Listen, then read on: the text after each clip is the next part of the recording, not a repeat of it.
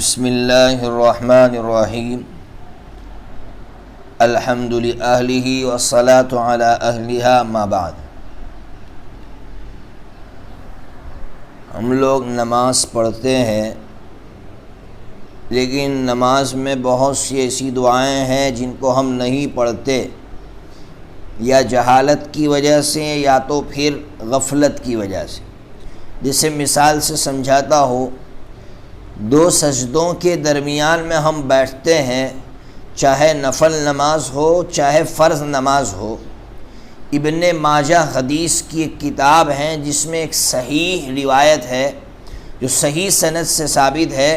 حذیفہ ابن الیمان رضی اللہ تعالیٰ عنہ فرماتے ہیں کہ حضرت نبی پاک صلی اللہ تعالیٰ علیہ وسلم دو سجدوں کے درمیان میں یہ دعا پڑھتے تھے۔ کون سی دعا؟ رب اغفر لی، دو مرتبہ پڑھتے تھے، صرف دو مرتبہ، تین مرتبہ نہیں پڑھنا ہے۔ حضور سے یہاں دو مرتبہ ثابت ہے، رب اغفر لی، رب اغفر لی، اے میرے رب میری مغفرت فرما، اے میرے رب میری مغفرت فرما۔ یہ فرض میں بھی پڑھتے تھے آپ اور نفل نماز میں بھی پڑھتے تھے۔ ہم سمجھ سکتے ہیں کہ ہماری غفلت کتنی ہے کہ نہ ہم فرض میں پڑھتے ہیں نہ نفل نماز میں پڑھتے ہیں۔ دیکھیے، اس دعا کے پڑھنے کے دو فائدے ہیں۔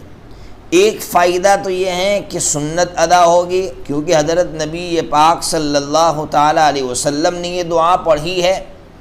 اور دوسرا فائدہ یہ ہوگا کہ آپ کو ایک مسئلہ معلوم ہوگا کہ نماز کو اور نماز کے ارکان کو اطمینان کے ساتھ ادا کرنا واجب ہے، اور بعض اماموں کے یہاں تو ضروری فرض ہیں۔ اب جب آپ دو سجدوں کے درمیان میں یہ دعا پڑھیں گے تو کتنا اطمینان کے ساتھ سجدہ اور بیٹھنا ہوگا۔ ہم لوگ تو بھاگتے، ایک سجدہ کیا بیٹھے بھی نہیں اور دوسرا سجدہ کرتے ہیں، لیکن جب اس دعا کے پڑھنے کا معمول بنا لیں گے تو پھر ہم سمجھ سکتے ہیں کہ دو سجدوں کے درمیان میں کتنا اطمینان حاصل ہوگا۔ تو آپ کو بتلایا کہ یہ دعا پڑھنا ہے۔ حضرت مفتی تقی صاحب دامت برکاتہم تو لکھتے ہیں کہ امام المحدثین علامہ کشمیری رحمۃ اللہ علیہ فرماتے ہیں کہ فرض نماز میں بھی پڑھنا ہے اور نفل نماز میں بھی پڑھنا ہے۔ قاضی ثناء اللہ پانی پتی رحمۃ اللہ علیہ مالا مد منہ میں لکھتے ہیں کہ فرض نماز میں بھی پڑھنا ہے اور نفل میں بھی پڑھنا ہے۔ اس لیے ائمہ حضرات کو چاہیے کہ وہ اس کا معمول بنائے، اس کی عادت بنائے۔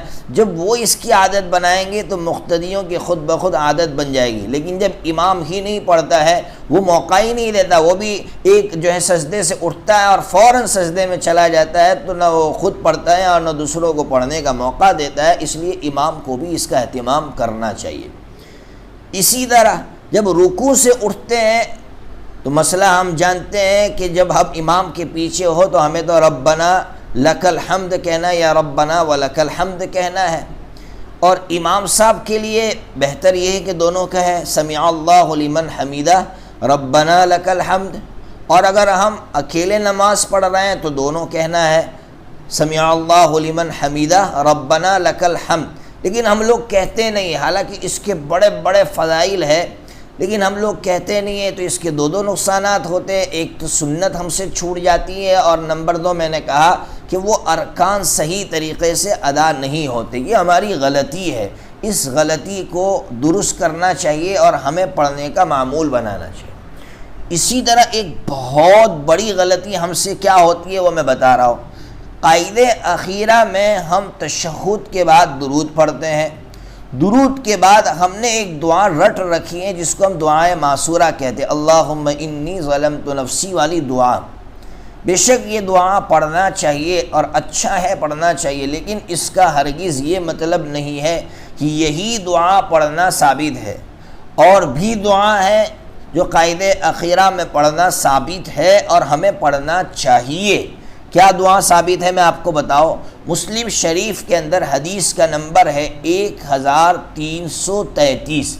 حضرت عبداللہ ابن عباس رضی اللہ تعالیٰ عنہما فرماتے ہیں کہ حضور ہم کو یعنی صحابہ کرام کو یہ دعا اس طرح سکھاتے تھے جس طرح قرآن کی ایک سورت یعنی آپ اندازہ لگائیے کتنی اہمیت ہے اس دعا کی، لیکن ہم لوگ اس دعا کو نہیں پڑھتے ہیں کیونکہ ہمیں معلوم ہی نہیں، ہم سمجھتے ایک ہی دعا ہے نماز میں پڑھنے کی۔ وہ دعا کیا ہے؟ ایک مرتبہ پڑھتا ہو، اللہم انی اعوذ بک من عذاب جہنم واعوذ بک من عذاب القبر واعوذ بک من فتنة المسیح الدجال وَأَعُوذُ بِكَ مِن فِتْنَةِ الْمَحْيَا وَالْمَمَاتِ۔ اور بعض روایتوں میں جیسے حضرت ماں عائشہ کی روایت میں ایک لفظ اور بڑھایا ہے، وَأَعُوذُ بِكَ مِنَ الْمَأْثَمِ وَالْمَغْرَمِ۔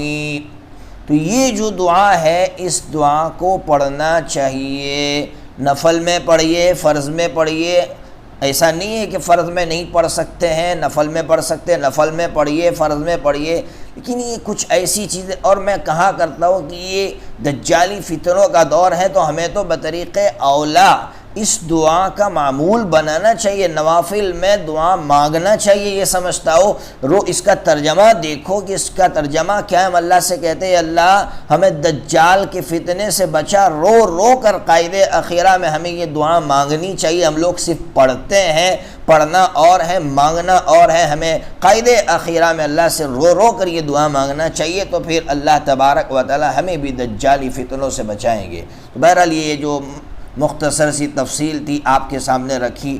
اللہ تعالیٰ سے دعا کریں کہ اللہ تبارک و تعالیٰ جو سنتیں ہم سے چھوٹ رہی ہے اس کو ادا کرنے کی توفیق عطا فرمائے۔